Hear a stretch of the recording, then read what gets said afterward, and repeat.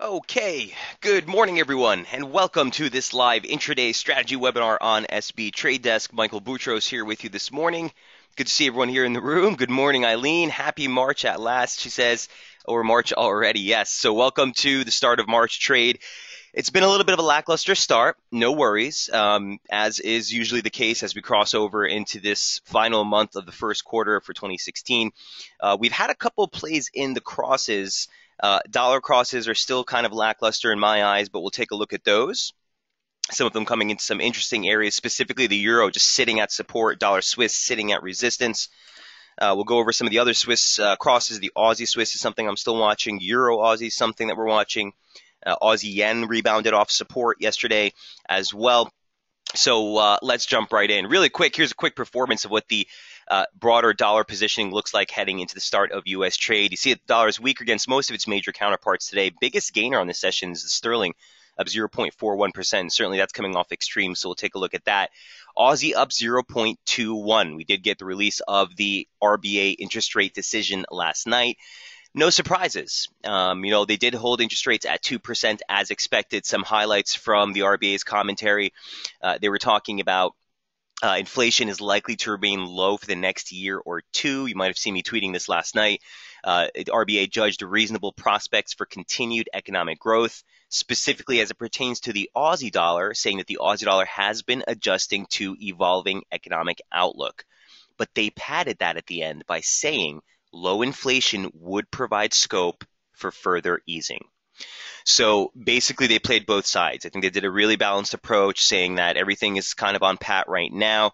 Economic improvement is starting to reflect. I think that's what they're talking about with the Aussie, but leaving the door open for further interest rate cuts if necessary. Remember, they're already at the ground at 2%, one of their lowest rates on record. So you saw the Aussie kind of dabble around support. We'll look at some of the Aussie crosses.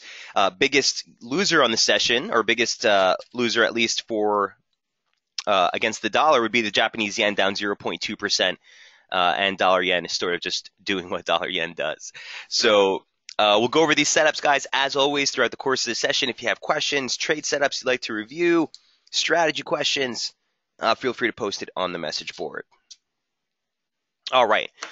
So here's what the dollar index looks like. Real quick also, guys, just a quick note. Heading into the U.S. session, there is some data you want to be mindful of. We are getting the read of U.S. manufacturing PMI. More importantly, the ISM manufacturing.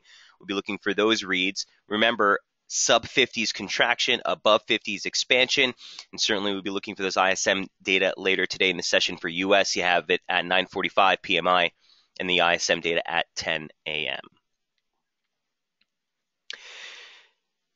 Keep in mind, heading into the end of the week, tomorrow or towards the end of the week, you also do durable goods for the United States. Obviously, non-farm payrolls will be on Friday, and the market expectations for non-farm payrolls as they stand right now is sitting somewhere in the range of 195,000, okay, with unemployment widely expected to hold that 4.9 rate. So we'll see if there's any changes as far as that's concerned. One other thing that we've been tracking here as we're talking about the dollar is market expectations as it pertains to the interest rate probability. And if you look at the Fed futures funds here, you can see no change, okay? 90% probability that we'll see the Fed hold interest rates this month at a quarter to 0.5%. And as we kick back, you can see that even those September calls that were looking at 60% have softened to 58. So basically, you're seeing markets really kick out expectations that the Fed is going to continue on the normalization process. And again, you're seeing some softness here in the dollar. So let's jump right into price action. Here's what we're looking at with the dollar index. And, we didn't quite get a tag of that median line for the proposed pitchfork that we're working off the lows here. But you did see that 12,204 level offer some resistance. We gapped above it on the Sunday open, but we're well below at this point. Remember, that 12,204 level, guys, is the 2015 high day close made on November 6th. So you can see a real nice pivot in price along that level, gapped above it, came back below near-term support 12,154, and that coincides very nicely with that lower median line parallel. Also note here that momentum reversing essentially where we were at as far as this near-term support trigger that gave us the drop early in the month, now offering some resistance. Okay. As far as the dollar index is concerned, here's what we're looking at on the 30-minute chart. Just to give you a quick view, here's your weekly open. Again, that 2015 high day close. Near-term support as 100% extension off the low gives you 12,173. It's what we're sitting on now. There's that key support near term. If you remember when we started the week, the near-term bullish invalidation level was going to be a break below here. Now that we've moved over in time, covering the slope, we're going to look for that high that we made last week, or that swing high that we made midweek, alongside that 50% retracement. And if we see a move below 12,154, we'll be looking for that drop into that key 12,131, the yearly open. And again, 12,123 was that reversal high, or the high day close rather, for April. So the levels are pretty clear here on the dollar index. The focus range right now is that 12,204, 12,154, and we're going to be looking for a break of that range early in the month to get things started. Again, I just really want to premise it, guys. We really can't stress it enough. That is the first day of trading, and as you saw yesterday, some real lackluster price action. So I'm sure we'll get this thing starting to pop up as we get deeper into the week. Any questions on the dollar index before we move off?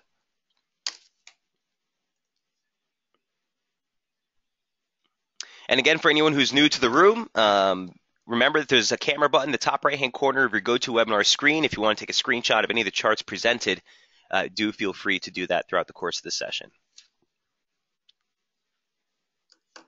All right, let's jump into some of the crosses here. So we'll be looking for that dollar index to see if we can clear this 12,204, 12,173 range near term. Again, near term bullish invalidation at 12,154. Here's what the euro dollar looks like now. We'll take a look at what we looked like last night.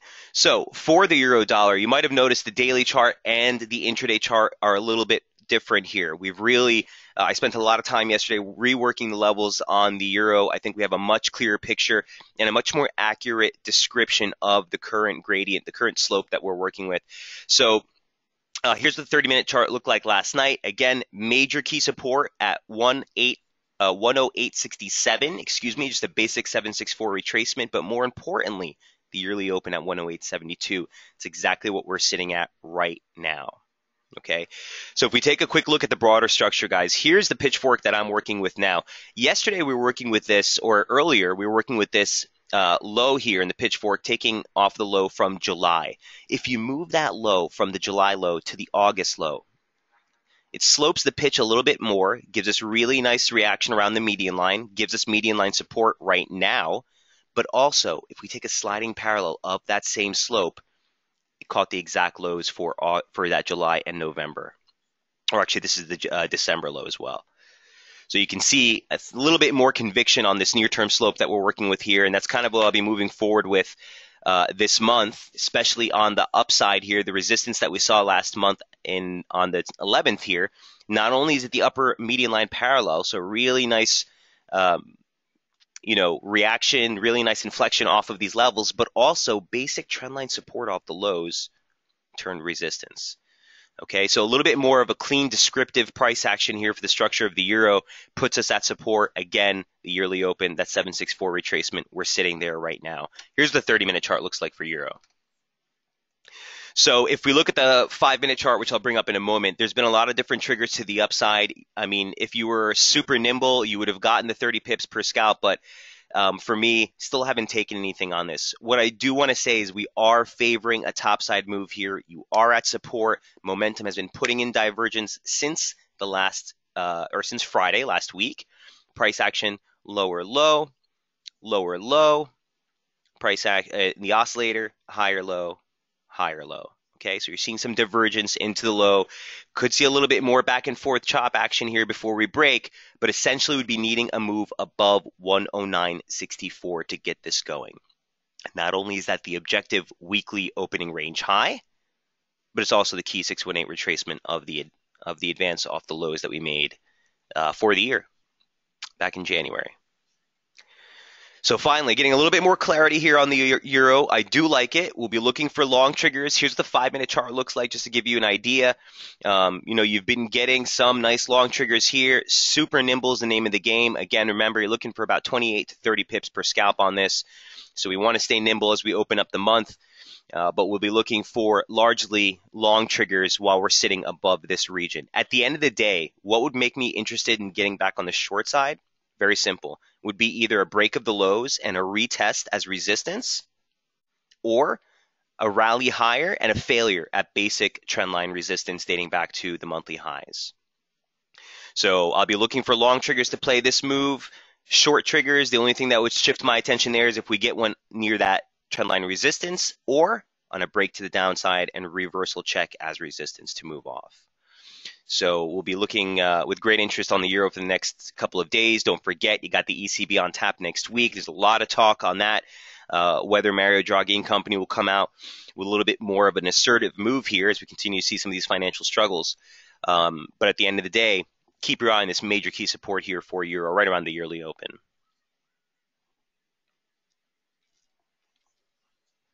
And again, if we take a longer, just to zoom out here, there's that new slope that we're working with. Okay, gives a little bit more conviction on where we are in price. Any questions on the euro before we move off? Yeah, we'll kind of fly through these here today, guys, because again, it's still early in the week, early in the month, and we're not getting much play or vol yet. There is a lot of event risk on tap, and I'm sure the market will be a little bit timid here as we get into the first week. Still a lot of US data also. All right, so no change on the outlook here for the euro from last night. Again, we'll be looking for those long triggers above 108.72. Need to clear that 109.64 level to really validate a little bit more of a key reversal here for the euro. Remember, on a break of the weekly opening range high, aside from the median line or the resistance line here we'll want to watch, keep your eye on that 110.45, and that's really the major resistance, okay, right here. You have the 200-day moving average, confluence dead on with the 618 extension off the lows, and a break above that would necessitate a break above that basic channel resistance, really give us the reversal play. Question here says, Eurodollar, can you talk a little more about the combo of triggers to go long? It's near the median line resistance, needs to get past that and then pull back. Okay, so you're talking about this chart right here, right? So I'm not really a fan of playing off of this specific median line just because you've gotten a lot of false break scenarios, quick recoveries and pullbacks like this. So I'm not really a fan of playing it there. I'm just having that there for reference, Eileen. This is just a basic channel, descending channel formation as far as I'm concerned, let's say that. So no, if we get a decent trigger into the open of US trade, and specifically if we get through those European highs, I'd be all right trying to take long scalps towards 109.24 and then the weekly opening range high. I'll tell you what, Eileen, though, I wouldn't be targeting anything outside the range of this channel just yet. So even if we do take that position, as we get into here, this is the break that we'll want to see come back, test the support, and then again, I'd be looking at long triggers if we're going to play the upside. But as it stands right now, just looking against that major key low. If it breaks, no interest, okay? No interest. 108.64 is a 618 retracement, off the lows. So if we take the 618 retracement off of this entire move, that's what you're looking at there, just below. And that'll kind of verify the continuation of the broader downside trend. Also need to break the Asia-Europe session and then pull back. Yeah. Okay, so Eileen, I just want to make things clear for you. That'll validate a near-term reversal in price, right? If we open up the U.S. trade session and we get a long trigger right up against that low, that I can take a stop against this with the 29 pip move, I'd still be interested. I'm trying to tell you what would give us conviction on the reversal, okay? And if we break the highs objectively, aside from what Mike Boutros says or Jamie Setley says, if we break above this region, that's a near-term long trigger.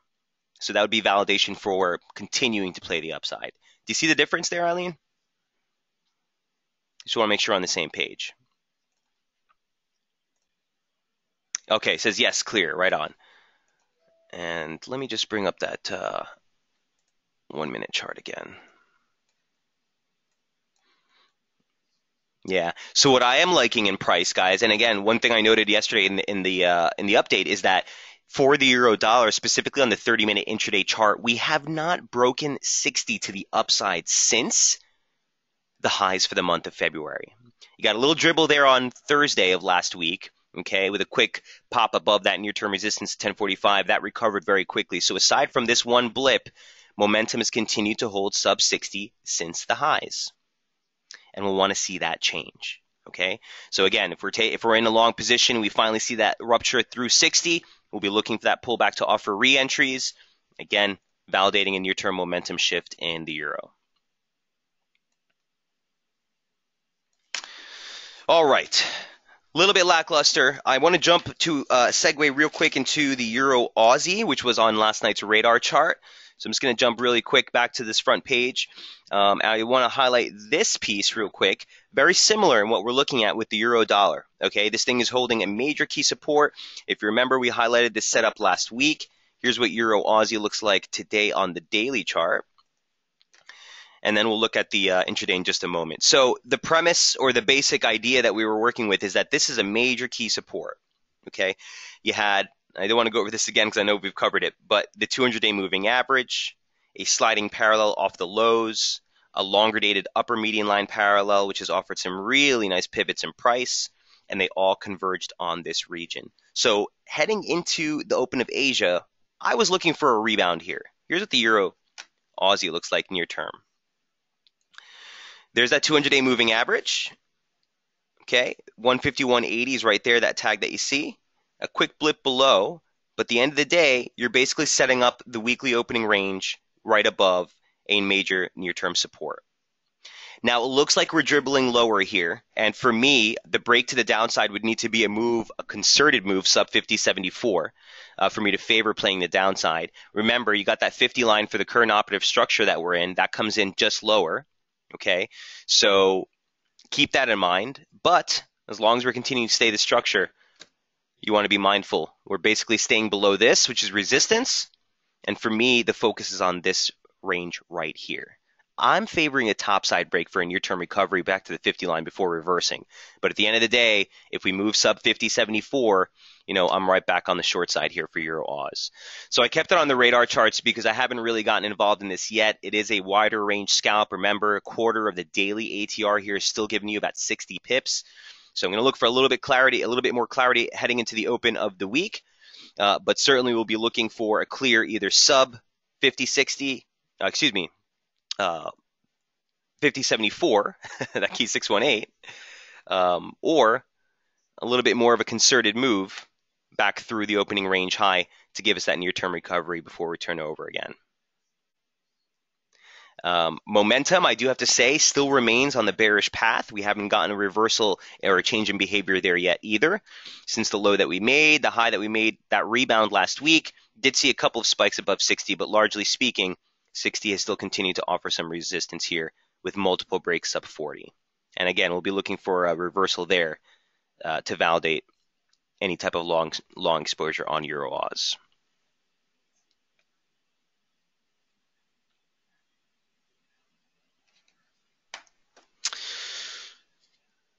Questions on that pair? All right, let's jump back to last night's update. I just want to go over the Kiwi CAD. This is also a review from the previous day, which we had on our radar chart. Just wanted to give you a little bit closer of a look here, both with the daily and the scale charts. Kiwi CAD coming into a very interesting area. I know it's an odd pair, guys, but at the end of the day, if there's clarity in the structure, we're there. Here's what Kiwi CAD looks like on the daily basis. So again, a pair that's coming into a near-term support. You're looking at a 50% retracement, the entire advance off of last year's low. You're looking at the median line for the current operative formation just off the highs for the year. And both those are offering some support here near term as momentum is testing the first break sub 40 since the lows that we made in September. So again, a critical area, and a lot of these pairs are coming in some major support. Euro sitting at support. Kiwi CAD is sitting at support. Aussie Swiss, Euro Aus, as we just noted, sitting at big support. So we'll be looking at this very closely to open up the week. Here's what Kiwi CAD looks like on the intraday chart. Okay, just sort of side-by-side reference here. So operative structure here off of the highs for the year, or that high that we made specifically, what was that, the 18th? 19th. You can see that offering some support here. 50% retracement, 89. and the lower median line parallel, all right here. All right. So again, one of those pairs that has just continued to validate and test the weekly opening range. Guys, I think this is going to be a beautiful play once we clear this. Okay. You know, let me just take a step back, guys. When you get back and forth price action like this, at first it might seem frustrating in the beginning of the week because you're not really sure which way you want to attack it. But what I can tell you from experience is that the longer these ranges get and the tighter they get and the more times that they're tested, the clearer the directional break will be for the weekly opening range. So loving that we're getting the opening range here just above the 89 handle, just above major support. On a top side break, you'd be looking for that rally towards 90.43, which again is the yearly open, former trendline support, nice pivot, the 100-day moving average, the opening range low for February, the January low. There's all kinds of goodies up here. The 618 extension off the low. I mean, I could keep going, okay? So really clear levels. On a downside break, not so clear, okay? Just to put this on the table, guys, if we do get the upside break for the weekly opening range, it would just be a near-term upside bias for the scalps into 90.40. Not really interested in taking it beyond that. Okay. In fact, if we get up there, I think this would be a nice area to start looking again for the short side of Kiwi CAD. That being said, on a break to the downside, the one other level that I wanted to highlight that's not on the daily chart is right here at 88.29 and 88.40. Okay, this 10 pip, 11 pip range. This is the reversal day close. 88.29 for October, okay, right here. So the reversal day close that we made in late October, subsequent to the high, and a 100% extension from the decline off the highs. So really nice confluence region there. Just lower, you have the 200-day moving average at the 88 handle. Okay, so you're kind of stacked up as far as support's concerned until you get through that 200-day moving average. But long story short, look for a break of this weekly opening range as we continue to set up just above support. And these, my friends, are typically my favorite plays because once you get the directional break, it's all about just identifying the triggers and jumping in. And specifically here to open up the week on a pair that's not going to be at much event risk as it's concerned with the NFP report on Friday. Might be one of our favorite plays heading into the latter part of the week. Any questions on Kiwi CAD?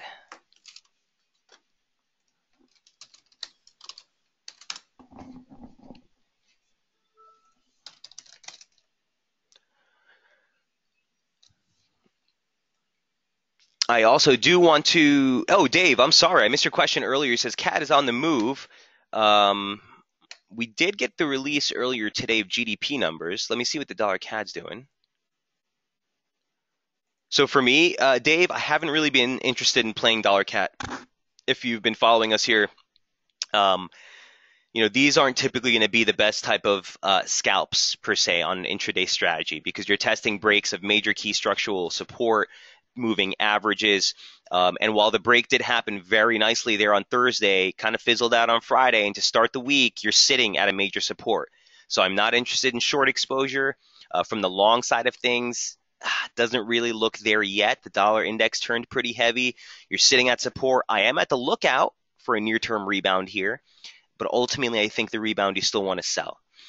So where you're sitting right now for dollar CAD, 34.61 is a long-dated 618 retracement, guys. This goes all the way back. Keep going.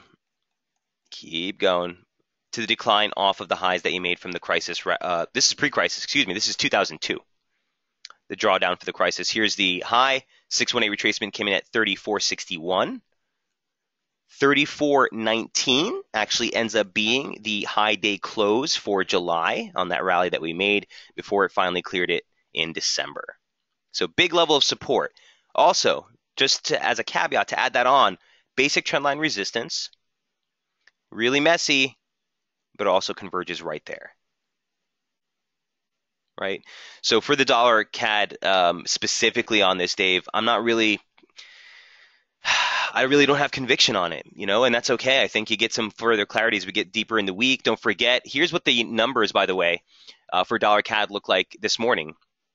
We got the release of GDP figures. Canada releases monthly GDP figures, coming in a little bit stronger than expected. Month on month, we were looking for print of 0.1, came in at 0.2.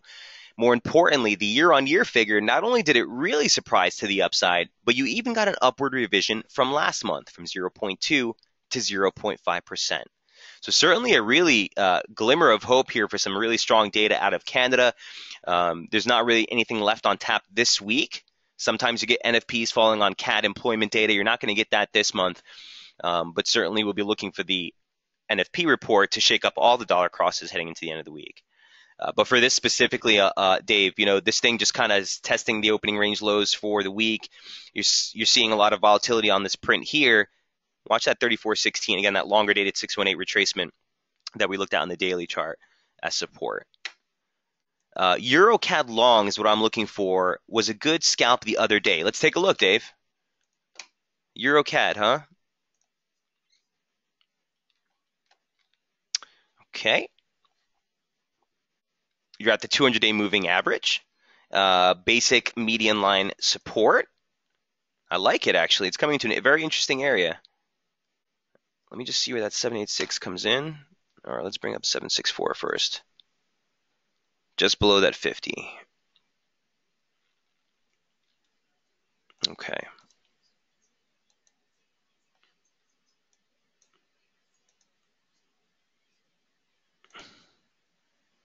Okay, now let's check the 30-minute.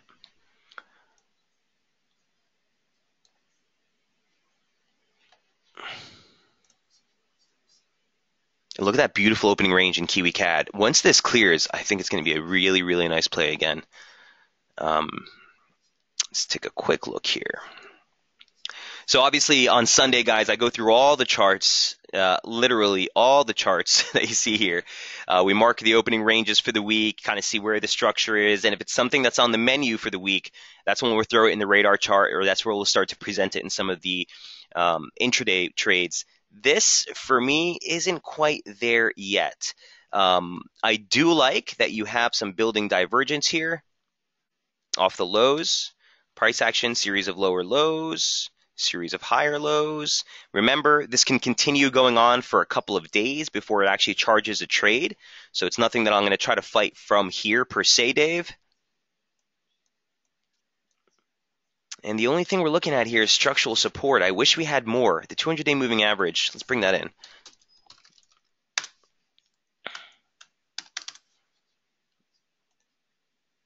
So remember, you can add the 200-day moving average, guys, to any chart, regardless of the time frame. Just make sure you go to data source and change that to the daily. So it's taking the 200-day moving average, not the 200-bar moving average for the 30-minute. You can see that's come in just lower.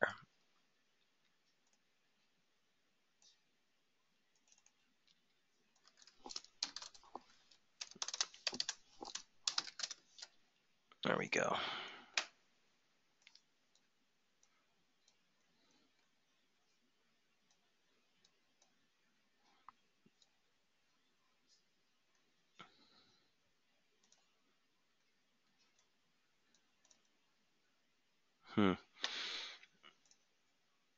EuroCAD, you say not quite there yet. Can you expand on that comment? Not quite at support. So you're not quite at support, and not only that, Eileen, you haven't seen a conviction shift in momentum. Like I said, divergence can keep going on for a couple of days. I don't want to take a trade just because there's divergence. There needs to be something there to go ahead and trigger the position. So when you see a downside sloping like this, I'm not of the mindset to try to catch a falling knife. I don't know. This can continue to go right through the 200 and just mosey on down, right? I don't want to get caught trying to fight that. Now, if momentum had broke above 50, given us a 50 bounce, spiked above 60, on the way down, I'd be looking for a long trigger, right, to get me in. But right now, you need to see evidence, guys, of a change in momentum, okay? If you put a gun to my head right now and say, Mike, buy or sell EuroCAD, I have to say sell, right? I have to say sell. Momentum is bearish. This thing has been going in a downside slope. I don't think anyone's arguing that. We're coming into support. That's not a reason to get long. Okay, that's a reason that could give us a little bit of a pause on the downside.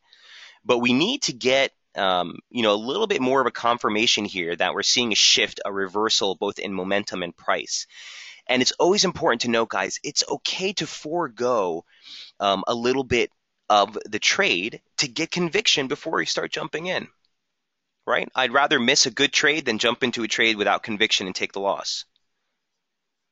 So for me, I'd be looking for a little bit more of a shift on this one. As far as this is concerned, Dave, watch the euro, man. If euro holds the yearly open and that major key support that we reviewed earlier, I would be much more interested in trying to press along here. But Eileen, Dave, you got strong data out of Canadian economy. That's CAD strength. That's euro CAD down. Euro is still sitting at support. We haven't really gotten the bounce yet. So euro is more of a neutral approach heading into the open. And that doesn't really leave me with a very strong conviction on euro CAD. Dave, does that help, man? Does that make sense? I like the idea you're working with. I like it a lot. And we are coming into a near-term support. But from an intraday standpoint, kind of need a little bit more to happen before I start fighting it. Okay, you are on your 5th downside stretch day. If we close down today, that'll be a 5-day decline. And yeah, it's about ready for a bounce. But again, even on a trade like that, would be looking for some conviction on a near-term shift in momentum.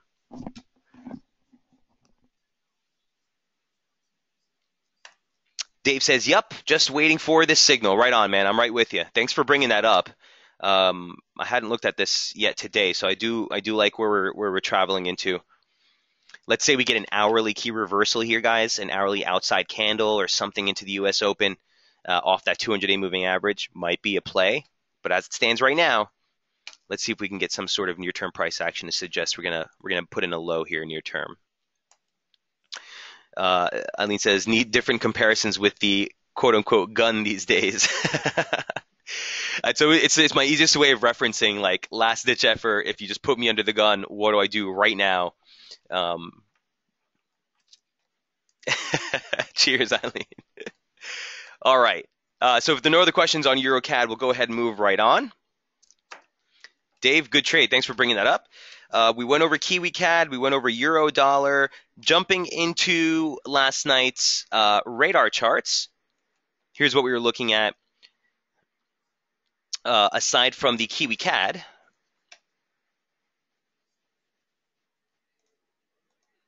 Just a quick touch on gold. So remember, this chart was from the Sunday update on the intraday page. We were talking about 1246, 1247, the exact high day close, the triangle resistance range coming in just higher.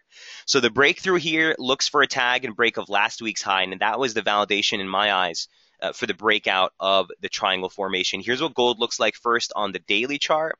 You can see we're still holding that consolidation range. 1246 did offer some resistance in overnight trade. Here's the 30-minute chart, or the 2-hour chart, excuse me, looks like for gold. Okay, still beautiful, beautiful consolidation. You don't really see, well, I just want to say I haven't personally seen trades this clean in commodities for some time. Since the start of the week, this thing has had, or the start of the year rather, this thing has had no structure. Just a crazy ascent. We are working with the broader structure off of last year's lows. The upper median line parallel comes just above here, which is why I want to see us close or push through last week's high, which comes in right around that 1252, 1253 level. That's the breakout level I would need to see. Initial targets would be the stretch high. You have a longer dated trendline resistance there as well. Okay, that extends off the highs that you made here in May of 2013. This is just a mere parallel of the same slope that you were looking at here. And again, that slope line comes in line with the highs that we made for the month, and the breakout there looks for a rally towards the 2015 high week close, and that comes in at 1293. So really clean for gold. The immediate risk, just to put this out there right now, the immediate risk is to the downside against this. Okay, you probably see another day of back and forth action here before we clear it. Remember, from a technical analysis standpoint, typically these consolidations will break ahead of 10% barrier, ahead of the apex. So we got a little bit more to go. That being said, really clean here on the near-term chart. Also, one thing I just wanted to take note of real quick, as we continue to consolidate and price gets tighter, here's momentum holding 40.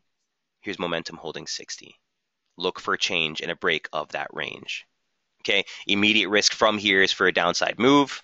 Inevitably, we favor a topside break of this.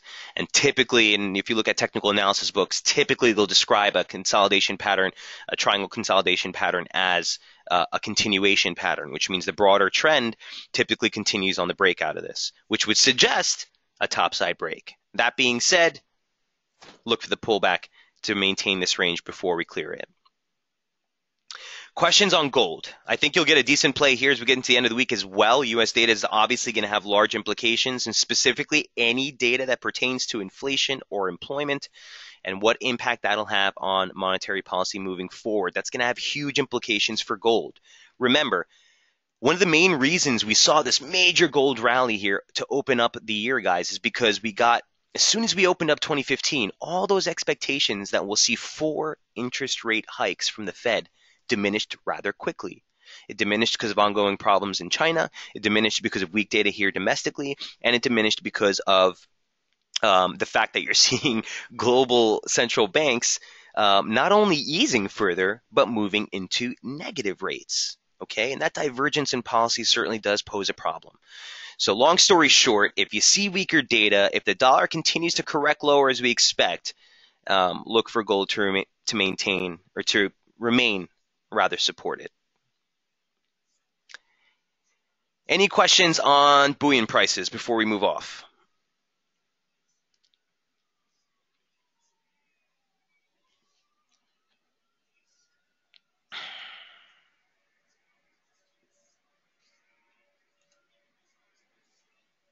Okay. Next up on tap from last night was Aussie Swiss. Didn't quite go as we planned, but certainly the weekly opening range now is set and clean. So if you guys remember this chart from the update on Sunday, we were looking for a near-term bounce to run into 71.66. This was our bearish invalidation level, and short exposure from here was favored. You got a nice trigger. I think we went over this in the webinar yesterday on SB, or on Daily FX rather, and you had a nice opportunity to get a couple of scalps on the short side here in overnight trade.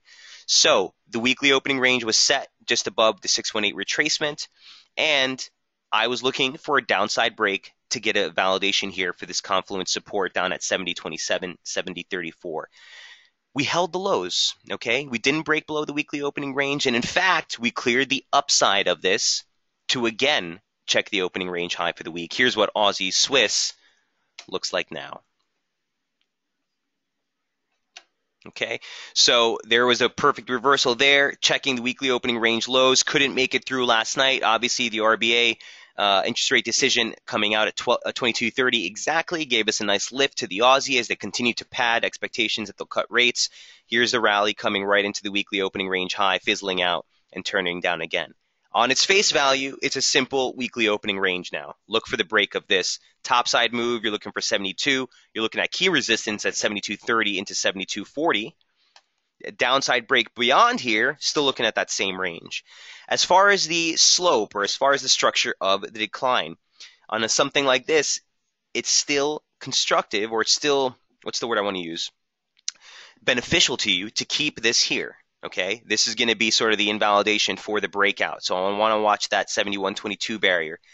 If we turn lower and we stretch this to the highs that we made here, that would push out that downside slope a little bit more towards the end of the week, towards Thursday here on that confluence support. This is the 88.6 of the advance from that low they made on 19th, and the 100% extension of the decline off the highs. So I threw it on the radar charts because, again, that reversal here yesterday was really, really good. It's just that at this point, we're going to want to be mindful of the weekly opening range. We're going to want to play that as opposed to trying to follow this structure at this point. So here's where we are sort of in trend.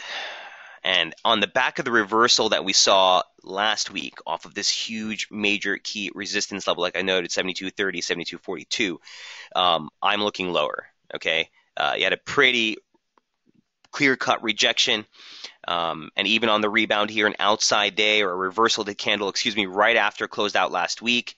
You're just sitting above the 200-day moving average here. Again, we'll be looking for the opening range to validate a downside move. You're essentially looking for 70, 69.95 would be a basic 50% retracement of the advance. For Aussie Swiss, that's not a current trigger or missed it. Need to wait for it to clear near resistance or give short triggers then. Not sure what your question is there.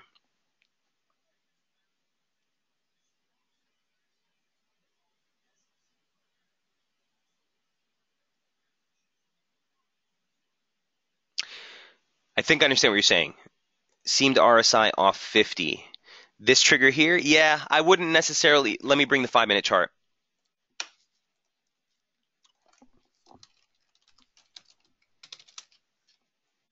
Opa.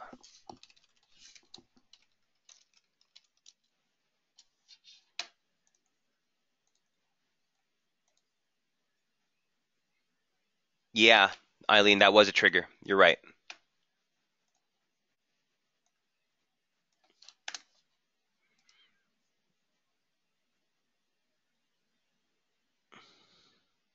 Gave you a 23 pip range. You're looking for about 31 pips, so it's still pretty tight. But that was absolutely a near-term trigger there for sure on Aussie Swiss. And nice hold of support here. Like I said, nice defense of the weekly opening range low. I really like it. So we'll be looking to clear that range. Again, topside break 72, 72.30, 72.40, and this is the big resistance that we want to be mindful of.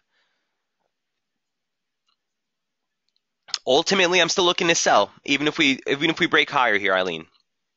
I'd be looking to sell towards that 72.30 level that we reversed off last week.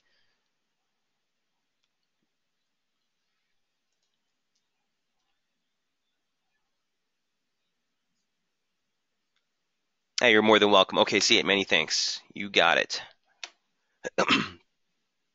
Excuse me.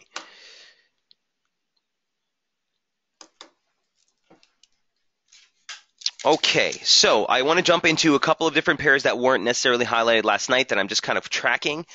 Dollar Swiss. I really like the positioning of where that trade is right now. Here's what Dollar Swiss looks like first on the daily chart.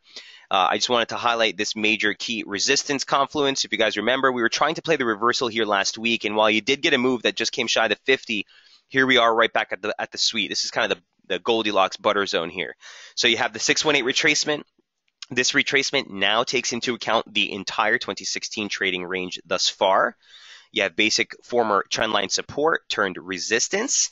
You have the upper median line parallel. And objectively, it's the weekly opening range high. I do like a move to the downside against that move. This to me is the equivalent, guys, of where euro dollar is trading to the pip.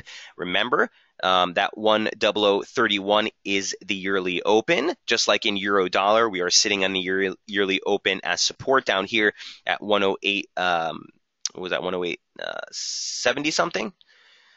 So you can see kind of the reflection of those pairs. And again, I think you get a really nice clear-cut definitive move off of these. Here's what the 30-minute chart looks like. Oops, for dollar Swiss.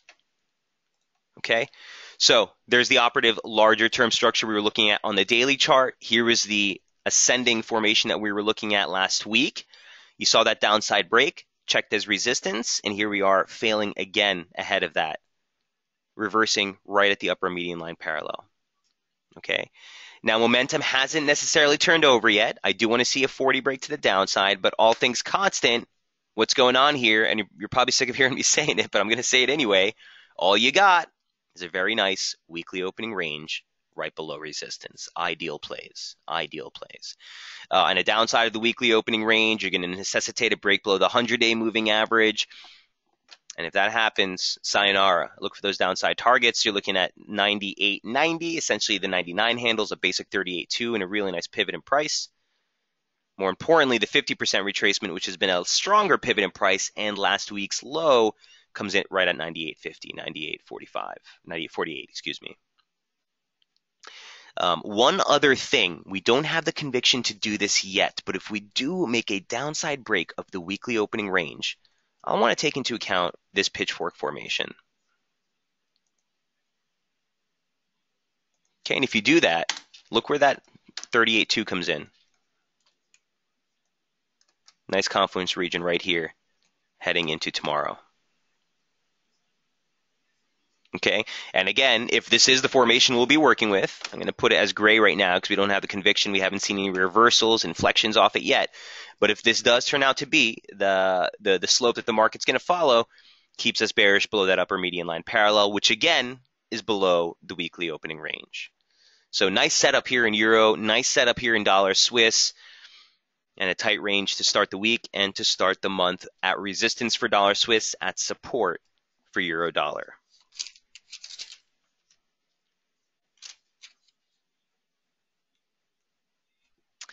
Any questions on dollar Swiss?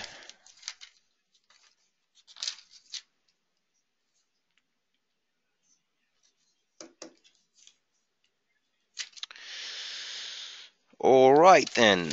Next, last but not least, I've been tracking Aussie Yen. And Aussie Yen was highlighted the previous night on our scalp or on our radar charts here. Here's what we look like to open up the week.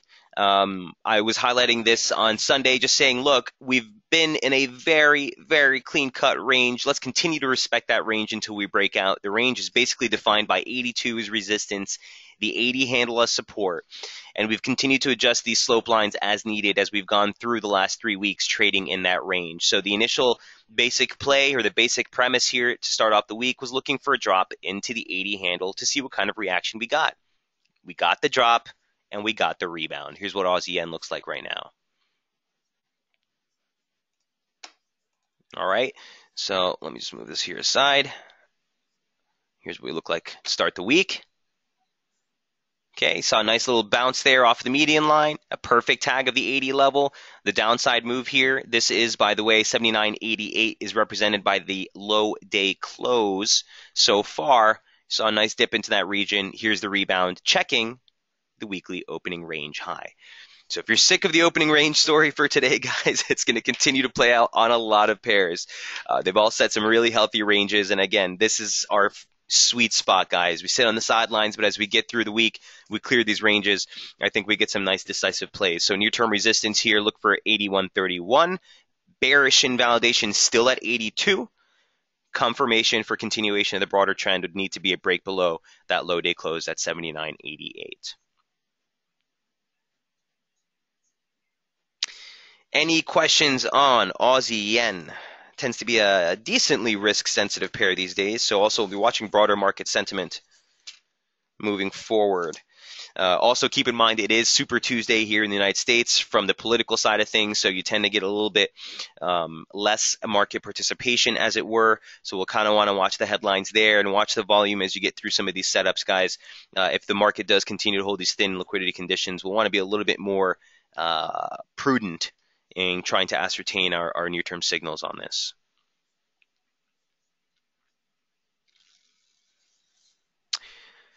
Questions on Aussie Yen before we move off? Big support. Okay, and again, here's the daily chart just to give you some reference on this thing. Huge level of support. Huge level of support. Remember, this did look like it broke here last night, right? But bring it into a close. Looks like we never even made a move.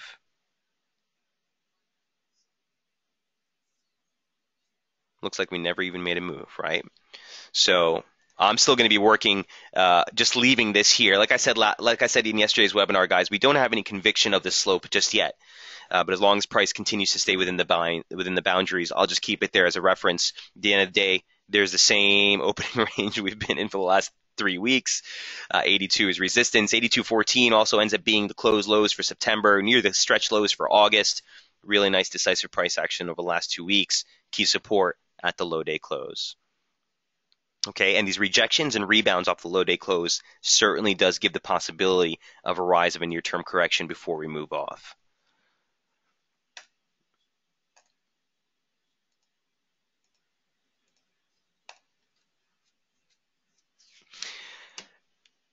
Eileen says, thanks for the heads up on Super Tuesday. Only comes every 4 years and forgot it. Yeah, we want to be mindful. Obviously, the political backdrop, guys, I don't want to bring that too much into our trading mentality. For me, I try to stay as market focused as possible on price action. If we start, shifting our direction towards the headlines and the drama that's going on and all the fundamental opinions, you can make yourself really, really confused. But when something's on tap like this, yeah, I do think that we want to just be mindful of it. What do you use to watch risk during the day? Your Bloomberg terminal, anything we can watch? So Eileen, basic markets, the indices, see what the risk markets are doing. The S&P 500, the Dow, look at the DAX in Europe, kind of get a gauge of where market sentiment is, if we're offloading risk or if we're taking on risk. As far as the election's concerned, I don't want to stress anything that's happening in the election. I just want to know what's going on. So you might have a little bit thinner market conditions. You might see markets kind of hold a range-bound price action until we get through. He says, okay, great. Hey, Joe, great to see you in the room. Says, finally registering, have given myself completely to the scalp mindset. Can you tell me how to journal these entries efficiently? Joe, tell me some more information about that. What do you mean by journal them? So for me, I have a notebook. I walk around the office here. They like to call me holding the Bible. It's like a little notebook, and I'm always kind of jotting down the trades that I'm following, even if I'm not in a position. Okay, last night, for example, let me just read you some of the notes that I have last night. Aussie Swiss, I wrote, Aussie Swiss opening range set after a perfect reversal at resistance. Watch for the break below support. We came into support and rebound. So now heading into the open, as soon as I walk in today, open up Aussie Swiss, whoop, we rebounded off support right at the opening range high again. Once you're taking a position, you want to know where your invalidation levels are and why you're in the position. And these are something that you always want to make a habit, guys. Whether you're scalping, medium-term trading, swing trading, long-term trading, make it a habit. Quick jot down why you got into the position, what pushed you to prompt that move, where your stop, where your limit is. And that way, when you go back, based on the performance, whether it got stopped out or whether it hit your target, you can go back and say, well, it worked out pretty well. Looks like that's a signal I should look for again. And if it doesn't work, well, let me go back and look at that trigger. Oh, well, you know what? This trigger was just coming from overbought conditions. I probably shouldn't have tried necessarily pressing this short. Sometimes the trigger will be on point, your timing will be on point, and the market will just move against you. That's why we use stops. Okay? Nothing's going to be 100%. And Joe, just one thing I do want to, kind of like throw out there is I love that you're all on board with the near-term trading. Make sure that we have still a broader view. Okay, we still need those daily charts. We still need to know what's going on in the broader markets. Don't focus solely on the 5-minute and the 10-minute. You can really find yourself getting lost in near-term price action. So with those caveats, Joe, I give you my blessing, sir. And if there's anything I can do on this side, or if there's any specific questions that you have, do feel free to throw them out, man. Good to have you in the room. And I hope that answered your question as far as the journal is concerned. I definitely recommend it's just a good habit to have in general. And the reason is, I mean, if you make a bad judgment call, or if you make a couple bad trades and you're not being mindful of it and sort of highlighting that in your trading, there's nothing to stop you from continuing to make the same mistake twice. And always remember, guys, there's no shame in making a mistake in trading. The shame is making the same mistake twice. Okay? So little words of encouragement there. So those are the setups I've been following. Aussie Yen, like I said, I've been looking for this support. I do like that we continue to bobble and really move pretty aggressively off that opening range, off of the low day close over at 79.88. Remember, even if we do see a break of the weekly opening range high, 82 or 81.96 is really the major key resistance we need to get through to find that rally there. Geez, quote unquote, making the same mistake twice. Been there for more than twice before. Took note and woke up. Right on. We've all been there, guys. We've all been there.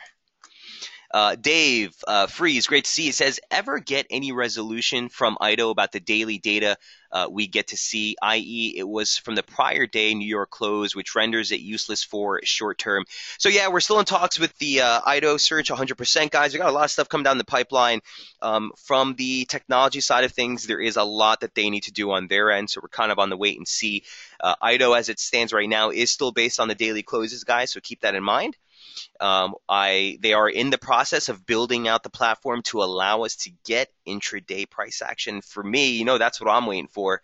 I'm really excited for that because that's when it starts to become a lot more of a very critical, useful tool in the intraday space. Where right now, we still want to look at IDO 100%. It's still something I reference specifically on medium-term trades. Jamie will look at it before putting out some of the swing trades that we're looking at, just to give us a validation of whether we're on the right side and whether there's a meaningful match to price action. Remember, the power that IDO gives you guys is that it is able to look back on an indefinite time period and tell you over X amount of periods we've seen this pattern happen X amount of times. Here are the winners. Here are the losers. Average gain, average loss. So going into a swing trade, going into a more medium-term outlook on a position, certainly you have a much, much better idea of what to expect. And when you have probability on your side, that's an invaluable tool. So Dave, yes, IDO is still in the works, my man. We are right on board with them, and they are hopefully going to get us that print soon, where we can get a little bit more of an intraday price action and find a little bit more of a match type of machine for intraday price action, not just the daily charts. He says, cool, man. Cool, thanks. Will be sick to have in real-time tick level. You're telling me, man. It was the first request I made with IDO. Trust me. Anywhere we can get an edge on the intraday, I will definitely be here to bring it through for you guys. I can guarantee you that. All right, so if there are no other questions, guys, we'll go ahead and wrap it up here. Again, first day of the month, first day of the last month of the quarter. Let's keep our powder dry. If you're going to take any positions, stay light on the leverage. As we get deeper and we get these weekly opening range breaks, specifically on some of the pairs that are at key support, dollar Swiss at key resistance, on those types of plays, let's just keep the leverage a little bit toned down until we get the definitive break. And once we do, we're going to see if we can press these for a nice open of March trade. Guys, best of luck trading. We'll be back on board tomorrow morning at 8:30 Eastern for another intraday strategy webinar. Best of luck trading today. Cheers. Don't forget that data, ISM data coming out at 10 o'clock here in US. See you guys tomorrow.